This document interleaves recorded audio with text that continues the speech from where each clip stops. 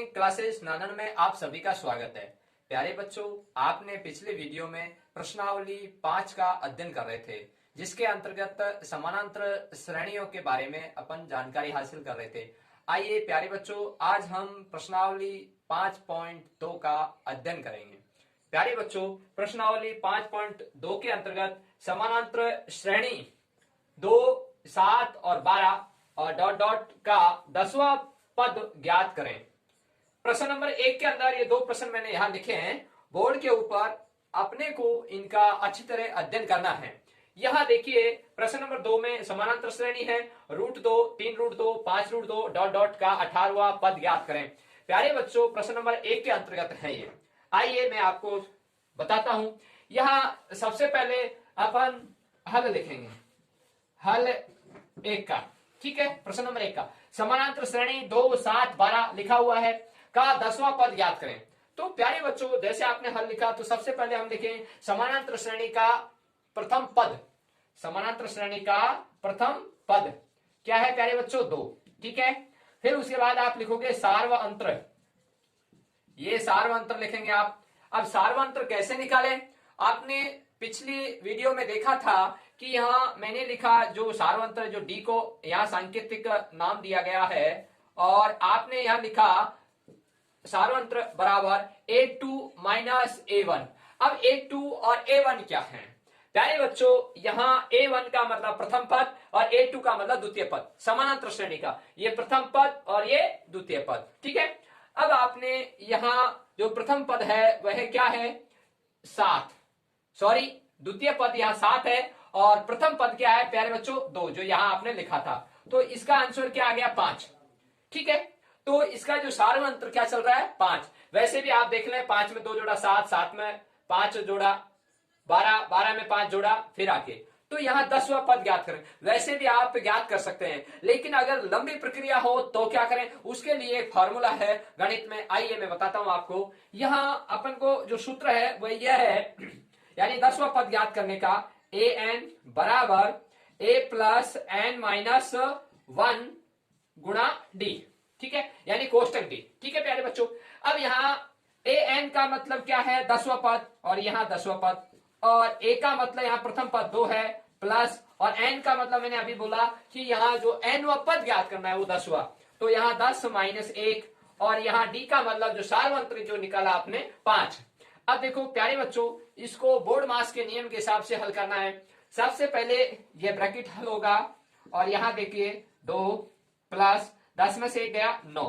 ठीक है प्यारे बच्चों, अब यहां मल्टीप्लाई है क्योंकि ब्रैकेट खोला आपने, तो ये गुणा 5। ठीक है प्यारे बच्चों, तो मैं बात कर रहा था आपको बोर्ड मास की, तो यहां ब्रैकेट हल हुआ, अब गुणा हल होगा 9 पंजो 45। ठीक है प्यारे बच्चों, अब देखिए 45 और 2 जोड़ दिया और ये 47। अब प्यारे बच्चों, जो 47 आया है इसका 10वां पद ज्ञात हुआ है। ठीक है, तो इस तरह से हम यह प्रश्न हल। समानांतर श्रेणी √2, 3√2, 5√2 डॉट डॉट डॉट का 18वां पद ज्ञात करें। प्यारे बच्चों, हमने यहाँ हल लिखा दूसरे का। यहां देखिए दूसरे का हल हो रहा है। दूसरे का हल में प्रथम पद क्या है प्यारे बच्चों? √2। ठीक है, √2। अब देखिए इसका सार्वअंतर निकालना है, तो मैंने अभी अभी आपको पहले प्रश्न में बताया, तो ठीक इसी प्रकार से इसमें भी वही सूत्र लिखा आपने, A2 माइनस A1। यहां प्यारे बच्चों A है ये, आप ऐसा नहीं सोचें कि यह 9 है। ठीक है, A है। अब देखिए यहाँ A2 का मतलब जो द्वितीय पद है, तो यहाँ 3√2 माइनस A1 का मतलब प्रथम पद और √2 है। अब प्यारे बच्चों, ऐसे प्रश्नों को कैसे हल किया जाए?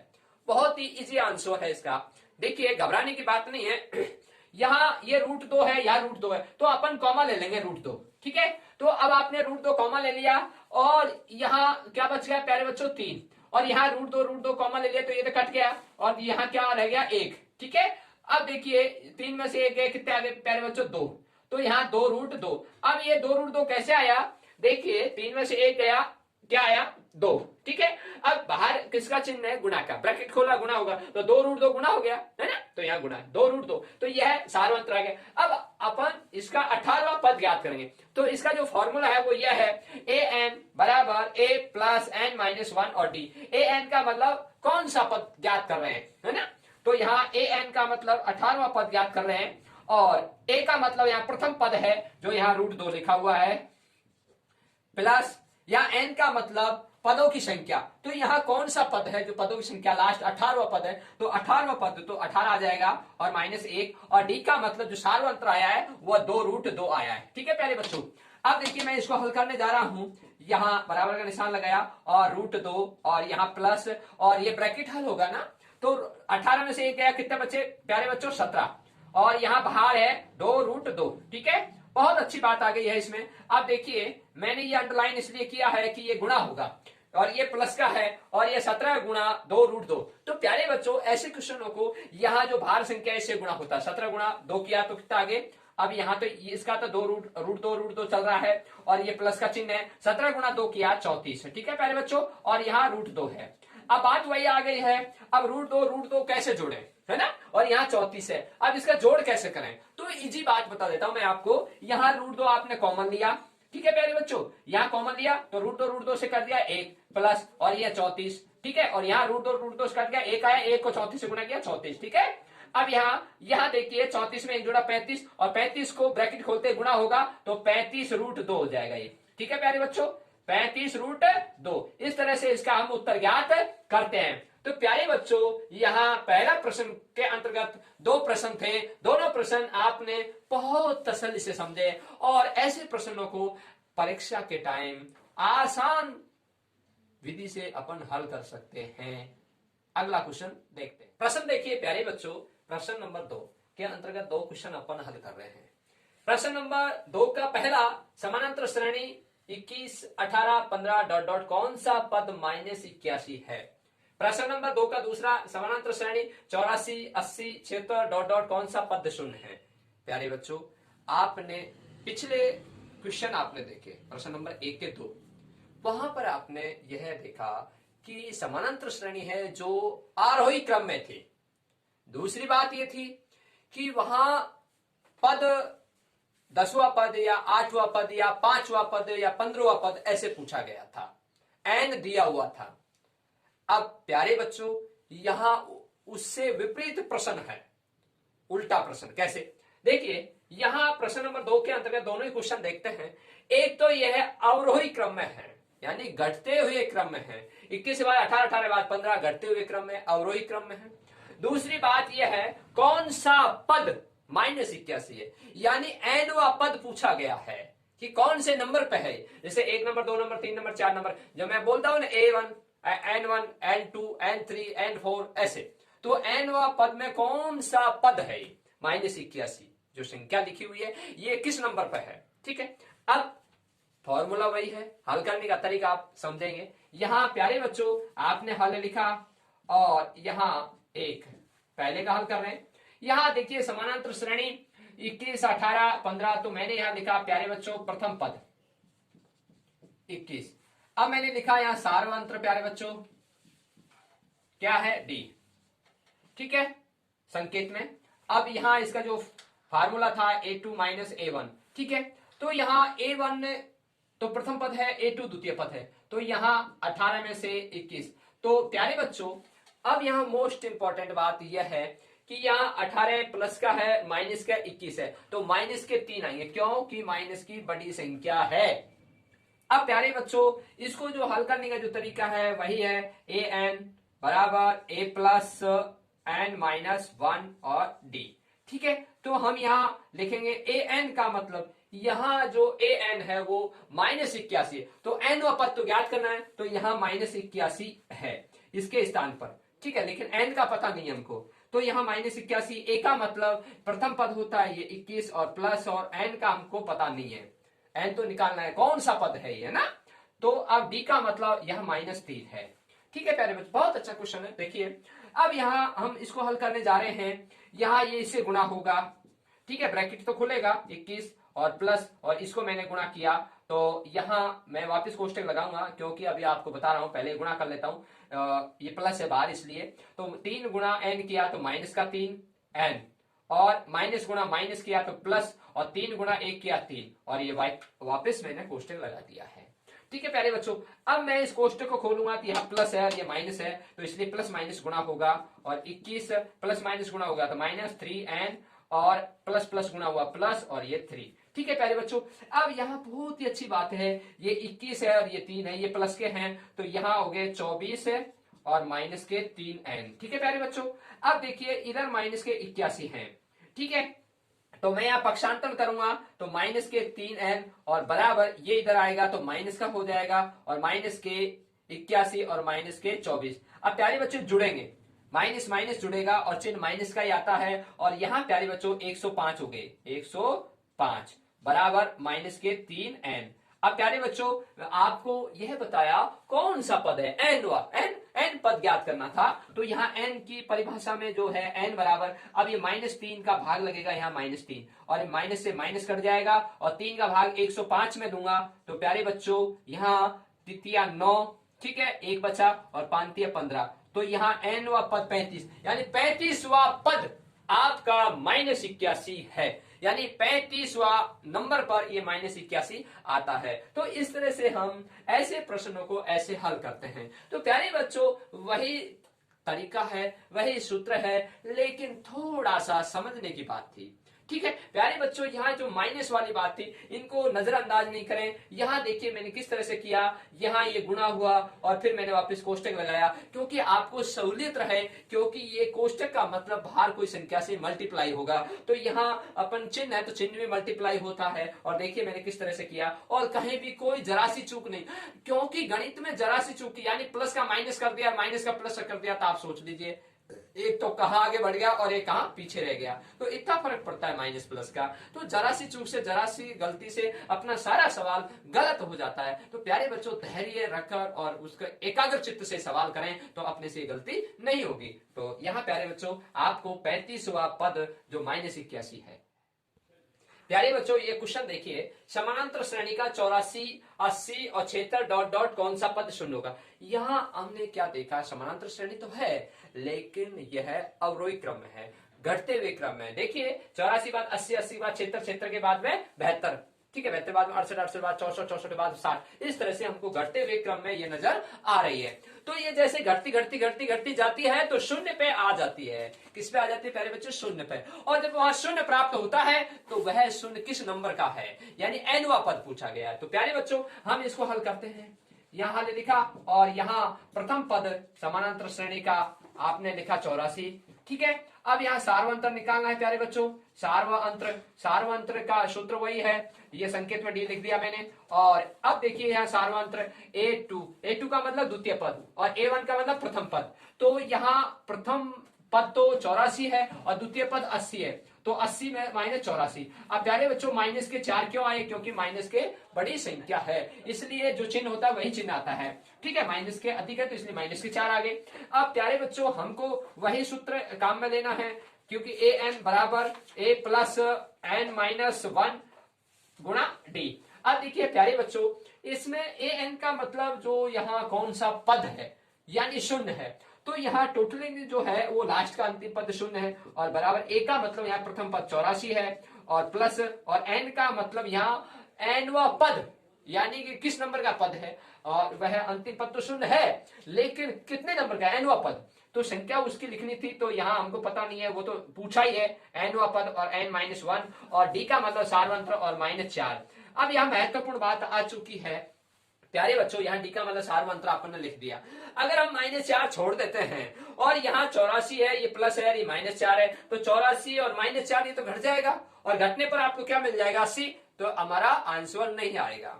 तो क्या करें प्यारे बच्चों, देखिए यहाँ n-1 और d आपस में गुणा है ना, यहाँ ब्रैकेट लगा रखा है डी और यहाँ कोई चिन्ह नहीं है। जब यहाँ कोई चिन्ह नहीं है तो यह संख्या हमेशा क्या होगी, गुणा होगी। तो गुणा होगी तो किस आधार पर होगी, तो माइनस आ जाता है तो इसके ब्रैकेट लगाना जरूरी है, और जब ब्रैकेट लग जाता है और तभी यह गुणा होता है। आपने इस क्वेश्चन से पहले जो क्वेश्चन देखा था उसमें अपन ने यहाँ कोष्टक नहीं लगाया था, तो कृपया करके ऐसी गलती नहीं करें। अगर ऐसी गलती करते हैं तो अपने को क्या समझ में आता है, फिर गणित की जो थ्योरी है वो यही कहती है कि अगर अपने यहाँ अगर माइनस प्लस चल रहा है तो माइनस प्लस में हल होगा, अगर कोष्टक है और गुणा का चिन्ह है तो फिर उसी बोर्ड मास के नियम के हिसाब से हल होता है। तो यहाँ प्यारे बच्चों बहुत ही महत्वपूर्ण बात यही थी कि यहाँ सूत्र में गुणा है तो ये गुणा रहेगा, तो किस आधार पर अब ब्रैकेट लगा दिया, अब समझ में आ गया कि ये गुणा होगा। अब देखिए यहाँ 84 और यहाँ प्लस और यहाँ n और ये कोष्टक हल होंगे बोर्ड मास के नियम के हिसाब से। जब इसको मैं हल कर रहा हूं तो यहाँ वापस मैं ब्रैकेट लगा रहा हूं क्योंकि ये चिन्ह आ रहा है वापस, तो माइनस और n है या प्लस है, प्लस माइनस किया तो माइनस, 4 गुणा n किया तो 4n और माइनस गुणा माइनस किया प्लस, 4 गुणा 1 किया 4। ठीक है प्यारे बच्चों, और ये बड़ा कोष्टक। अब देखिए ये इस कोष्टक को खोलूंगा तो प्लस का बाहर का चिन्ह है तो ये भी गुणा होगा, कोष्टक लग गया ना, तो 84 प्लस माइनस गुणा किया माइनस, 4n और प्लस प्लस गुणा किया प्लस और ये 4। अब देखिए प्यारे बच्चों इधर शून्य है, ठीक है, ये शून्य चल रही है तो मैं इसका पक्षांतर करूंगा तो यहाँ शून्य माइनस 84 हो जाएगा, इधर पक्षांतर किया बराबर, और बराबर में क्या रह गया माइनस के 4n और प्लस के 4। अब प्यारे बच्चों मैं 4 को भी पक्षांतर करूंगा क्योंकि इधर प्लस के 4 हैं, तो यहाँ ये तो माइनस 84 हो गया और ये माइनस के 84 बराबर माइनस के 4n।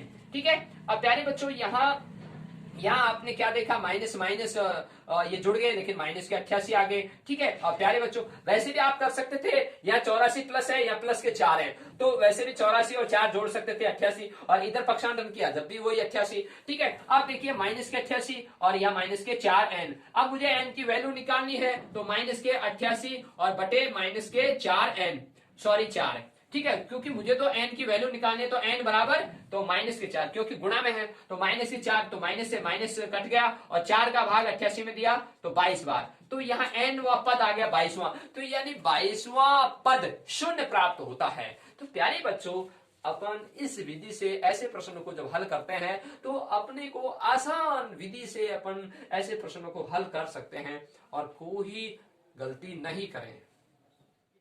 प्यारे बच्चों अगला प्रश्न देखिए, प्रश्न नंबर 3, यदि समानांतर श्रेणी का छठा और 17वां पद क्रमशः 19 तथा 41 है तो 40वां पद ज्ञात कीजिए। प्यारे बच्चों प्रश्न बहुत अच्छा है, प्रश्न में समानांतर श्रेणी है लेकिन प्रथम पद नहीं है, द्वितीय पद नहीं है, तृतीय पद नहीं है, चतुर्थ नहीं है, पंचम नहीं है, छठा पद दिया हुआ है 19, फिर 7वां नहीं है, 8वां नहीं है, 9वां नहीं है, 17वां पद है 17 वह पद है 41 और आपसे पूछा गया कि यह समानांतर श्रेणी है और इसके अंतर्गत जो 40वां पद है वह बताइए आप। 40वां पद। प्यारे बच्चों ऐसे प्रश्न को कैसे हल करते हैं, यहां मैंने अंडरलाइन किया कि छठा पद और 17वां पद क्रमशः लिखा हुआ है 19, तो छठा पद तो 19 है और 17वां पद 41 है, 40वां पद ज्ञात करना है। तो आइए प्यारे बच्चों हल लिखा आपने। ठीक है, प्रश्न अनुसार क्या लिखा प्यारे बच्चों, यहाँ A6 अपन लिखते हैं ना AN बराबर, तो A6 बराबर क्या है 19 और यहाँ लिखा आपने A17, तो A17 बराबर क्या है 41 और A40 है और ये आपसे पूछा गया है क्वेश्चन मार्क चिन्ह। ठीक है, अब देखिए बहुत अच्छा क्वेश्चन है, तो अपन फार्मूले से चलते हैं। क्या है फार्मूला, फार्मूला ये है प्यारे बच्चों, यहाँ AN बराबर A प्लस N माइनस 1 कोष्टक और D। तो यहाँ प्यारे बच्चों AN जो अंतिम पद है वह n वा पद, जो इसका अंतिम पद क्या है 19, तो यहाँ प्यारे बच्चों 19 लिखा और यहाँ A का मतलब प्रथम पद है नहीं। ठीक है, और यहाँ A प्लस और n का मतलब कौन सा छठा, तो 6 माइनस 1 और D। ठीक है, अब मैं इसको हल करने जा रहा हूं, यहाँ A प्लस और 6 में 5 गया 5 और 5 को D से गुणा किया D, तो 5D आ गया। ठीक है, तो प्यारे बच्चों यहाँ दो मान निकल रहे हैं, एक तो A का मान पूछा एक D का मान पूछा, और जब दो मान निकलते हैं तो वह समीकरण कहलाती है और इसको हम क्या नाम दिया, फर्स्ट समीकरण। क्या नाम दिया प्यारे बच्चों, फर्स्ट समीकरण, क्योंकि यहाँ दो मान निकल रहे हैं इसलिए दो मान पूछे जा रहे हैं। अब आगे यहाँ देखिएगा, यह तो हो गया, अब इसकी बात कर रहा हूं, इसका भी उसी तरह से देखिए AN बराबर A प्लस N माइनस 1 और ये D। अब यहाँ AN का मतलब जो अंतिम पद है N का, जो nवां पद है 17वां पद कौन सा है 41, अंतिम पद कौन कितने नंबर बता 17वां पे, लेकिन कौन सी संख्या थी 41 बराबर A का मतलब प्रथम पद और N मतलब nवां पद 41 कितने नंबर पे है 17 नंबर पे 17।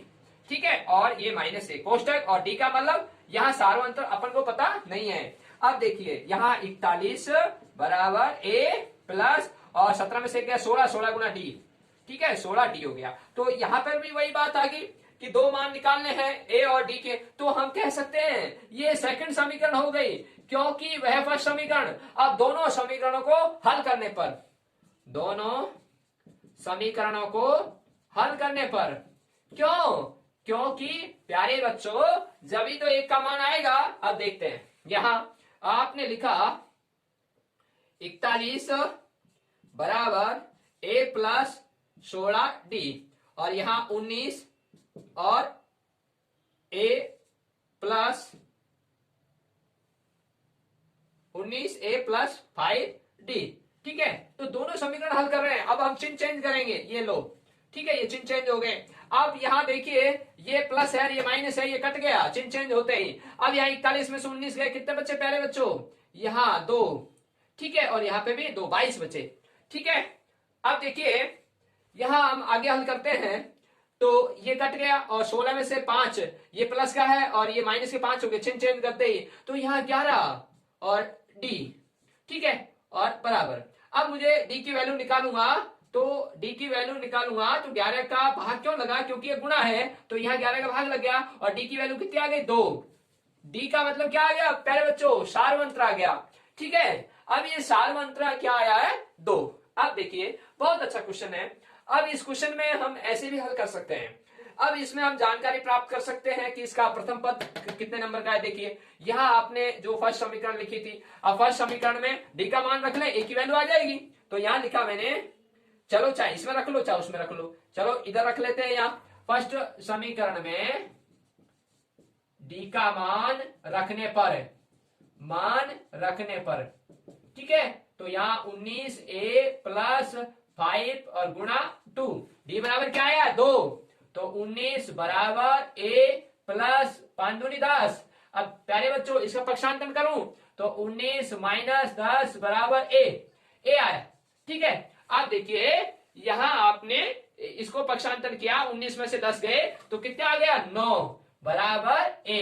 तो a का मतलब क्या आ गया? प्रथम पद 9। तो ये समानांतर श्रेणी का प्रथम पद आ चुका है 9, ठीक है a, ये ठीक है मेरे बच्चों। a बराबर क्या आ गया? 9। अब देखिए अब अपन को क्या पूछा? 40वां पद। तो 40वां पद जो अपन इस तरह की प्रक्रिया कर रहे थे यही प्रक्रिया है। तो यस, तो यहां लिखा आपने an का मतलब 40वां पद बराबर, तो यहाँ a का मतलब प्रथम पद कितना है? 9 प्लस, और n का मतलब यहाँ 40वां पद है तो यहाँ 40, ठीक है, और माइनस 1, और d का मतलब सार्वंत्र आ गया आपके पास 2, ठीक है। अब देखिए तो यहाँ a 40वां पद ज्ञात करना है अपन को, तो यहाँ 40वां पद आ गया, यानी 40वां पद जो संख्या आ जाएगी। अब देखिए यहाँ बराबर 9 प्लस, अब ये कोष्टक था, कोष्टक को हल कर रहा हूं, 40 में से गए 39 और 39 को 2 से गुणा किया 78, ठीक है। यहाँ देखिए 40 में से एक गए 39 आए, 39 को 2 से गुणा किया तो 78, ठीक है प्यारे बच्चों। वैसे अपन 40 दूनी 80 होता है तो 2 कम कर लो, वही 78 ना, ऐसे। अब देखिए प्यारे बच्चों यहाँ 78 और 9 जोड़े कितने आ गए? 87, ठीक है। तो अब देखिए ये 87 क्या है? ये A40 यानी कि 40वां पद है। 87 एक संख्या है और 87 कितने नंबर पे है? 40वां पद पर है। तो इस तरह से हम ऐसे सवाल को इस तरह से हल कर सकते हैं प्यारे बच्चों। अब आपको अगले वीडियो में जो इस प्रश्नावली से संबंधित प्रश्न रह रहे हैं उनको अगले वीडियो में देखेंगे। सभी बच्चों को धन्यवाद।